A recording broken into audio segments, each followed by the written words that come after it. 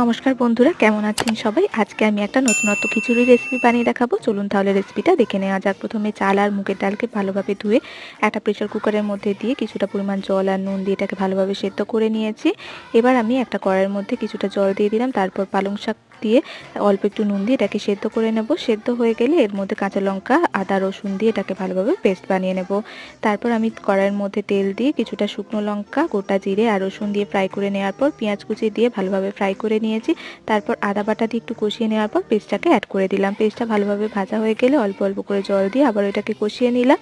তারপর আমি এর মধ্যে নুন, চিনি, লঙ্কার গুঁড়ো, জিরে গুঁড়ো, ধনে গুঁড়ো আর গরম মশলা গুঁড়ো দিয়ে ভালোভাবে এই গ্রেভিটাকে ফুটিয়ে নেওয়ার পর আমি ভাতের মধ্যে এটাকে অ্যাড করে দিলাম। তারপর ভালোভাবে মিশিয়ে নিয়ে পরিমাণ মতো জল অ্যাড করে দিয়েছি। এবার ফুটে গেলে আমি এর মধ্যে দিয়ে দিলাম ঘি পরিমাণ মতো। তারপর আমি দিয়ে দিলাম 4টে কাঁচা লঙ্কা। এই যে আমাদের নতুনত্ব পালং খিচুড়ি রেডি। এটাকে আমি এবার সার্ভ করে দিয়েছি।